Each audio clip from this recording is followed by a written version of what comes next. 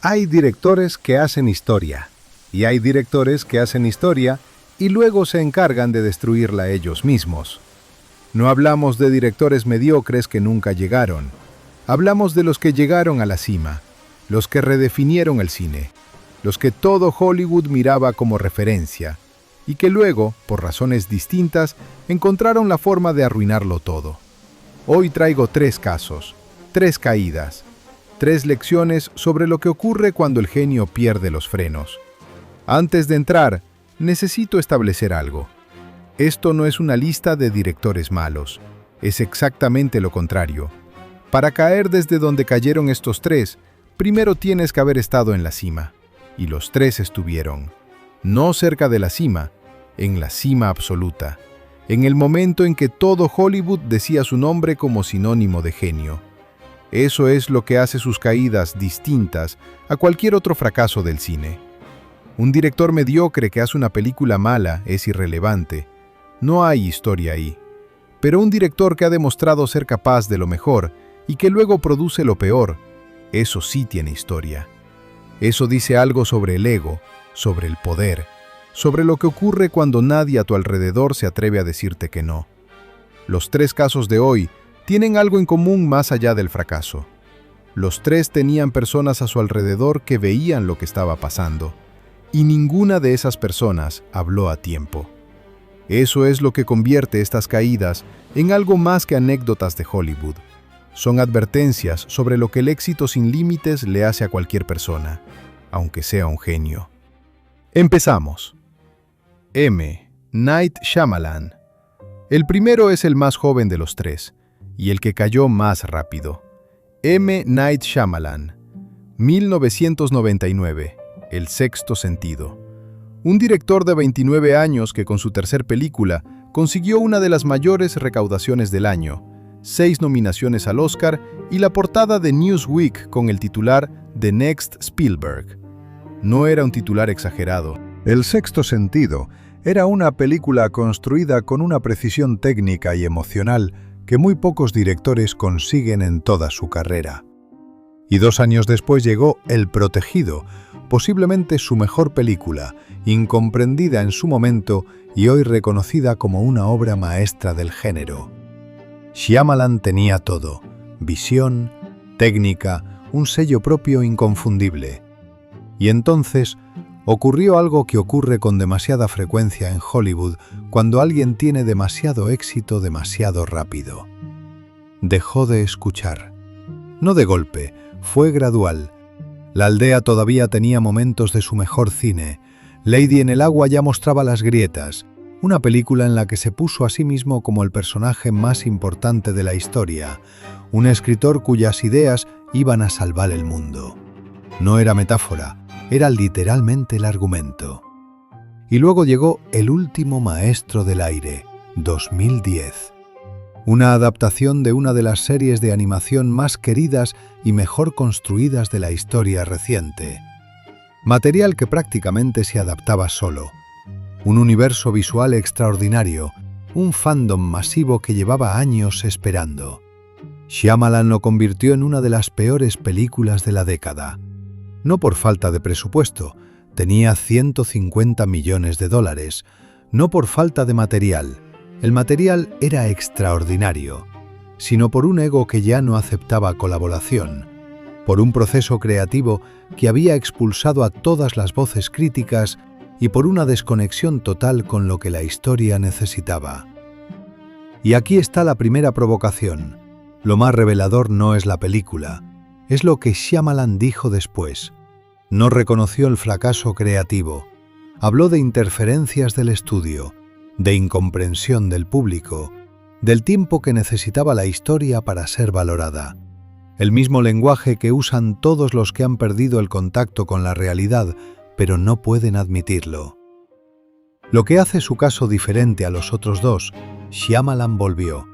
Split, en 2016, demostró que el talento nunca desapareció. Solo estaba enterrado bajo capas de ego que necesitaban tiempo para erosionarse. El genio estaba ahí. Solo necesitaba que alguien volviera a decirle que no. George Lucas. El segundo caso es más conocido y más documentado. George Lucas, 1977, Star Wars. No hace falta explicar lo que Star Wars significó para el cine. Cambió la industria, cambió la cultura, cambió lo que el público esperaba de una sala de cine. Lucas no solo dirigió una película, construyó un universo. Y luego construyó Skywalker Ranch. Eso es lo que nadie menciona cuando habla de la caída de Lucas. No fue solo el ego. Fue el aislamiento físico y creativo que el éxito le permitió construir a su alrededor. Skywalker Ranch era su mundo, sus reglas, sus colaboradores elegidos específicamente por su lealtad. Un ecosistema diseñado inconscientemente para eliminar cualquier fricción creativa. Y la fricción creativa es exactamente lo que hacía grande a Lucas. En el Star Wars original tenía productores que le discutían, editores que le contradecían, actores que le cuestionaban los diálogos. Harrison Ford se hizo famoso por decirle exactamente lo que pensaba de sus líneas. Ese conflicto, esa resistencia, era parte del proceso que producía algo extraordinario. 20 años después, en La amenaza fantasma, nadie en la sala de reuniones decía que no. El resultado, 2 horas de política galáctica, un personaje llamado Jar Jar Binks que se convirtió en símbolo de todo lo que puede salir mal cuando un director pierde el contacto con la audiencia, y diálogos que actores de la talla de Natalie Portman y Liam Neeson no podían hacer sonar humanos por mucho que lo intentaran. Y aquí está la segunda provocación. Lucas sabía que algo no funcionaba. Hay testimonios de personas en el rodaje que describían su lenguaje corporal, su falta de energía en el set, su distancia del proceso. No era el Lucas apasionado de 1977. Era alguien cumpliendo un compromiso que se había vuelto más grande que él. Pero nadie a su alrededor tenía ni el incentivo ni el valor para decírselo. La ironía final de la historia de Lucas: vendió Lucasfilm a Disney en 2012 y su primer comentario público después fue que Disney no había usado ninguna de sus ideas para los nuevos episodios. Décadas después, seguía sin entender que a veces la mejor decisión creativa es soltar. Francis Ford Coppola. El tercero es el más trágico, sin discusión. Francis Ford Coppola, los años 70, El Padrino, El Padrino 2, La Conversación, Apocalypse Now. 4 películas en menos de una década que colectivamente representan posiblemente la mayor concentración de genio cinematográfico que un solo director ha producido en la historia del cine americano. No es una opinión, es el consenso de 50 años de crítica y academia. Coppola en los años 70 era lo que Lucas y Shyamalan aspiraban a ser. Y entonces llegaron las deudas. El fracaso de One from the Heart en 1982, una apuesta tecnológica y artística que le costó el estudio que había construido y le dejó con una deuda de millones que tardó décadas en saldar. Lo que vino después fue la historia de un genio trabajando bajo presión financiera constante. Películas por encargo, proyectos elegidos por necesidad más que por pasión. La bodega de vinos en Napa Valley que se convirtió en su principal fuente de ingresos durante años. Y luego, Megalópolis, 2024. Coppola pasó 40 años hablando de Megalópolis como su proyecto definitivo. La película que lo definiría como el artista que siempre quiso ser más allá del cine comercial. Vendió parte de su viñedo para financiarla, $120 millones de su propio dinero. El resultado fue una película que dividió Cannes, confundió a la crítica y fracasó en taquilla de forma devastadora.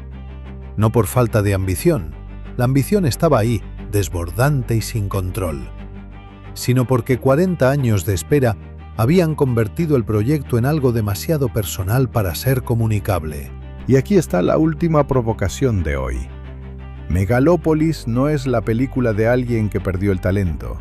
Es la película de alguien que perdió la capacidad de separar su visión interior de lo que el cine puede transmitir a un espectador. Esa distancia entre lo que un director ve en su cabeza y lo que llega a la pantalla es el trabajo de toda una vida. Y a veces, después de suficiente éxito y suficiente aislamiento, esa distancia desaparece. Y cuando desaparece, lo que queda no es genio sin filtros. Es un hombre hablando solo, en una sala muy cara. 3 directores, 3 caídas distintas. Shyamalan perdió los frenos cuando expulsó a todas las voces críticas de su proceso. Volvió cuando las recuperó. Lucas construyó un mundo perfecto a su alrededor donde nadie podía decirle que no, y sin fricción, el genio se apagó. Coppola nunca perdió la visión, perdió la capacidad de comunicarla. Y esa es la forma más solitaria de caer. Lo que tienen en común los 3 no es el fracaso, es lo que ocurre antes del fracaso. El momento en que el éxito les dio el poder de eliminar exactamente lo que les hacía grandes. La resistencia, la crítica, el no. El cine es un arte colaborativo, siempre lo fue. Los mejores directores de la historia no eran genios solitarios, eran genios que sabían rodearse de personas capaces de hacerles mejores. Cuando eso desaparece, el genio se queda solo con su ego. Y el ego solo nunca ha hecho una obra maestra. Si tienes un director que crees que debería estar en esta lista, los comentarios son tuyos. El más nombrado aparece en el próximo video. La semana que viene, más.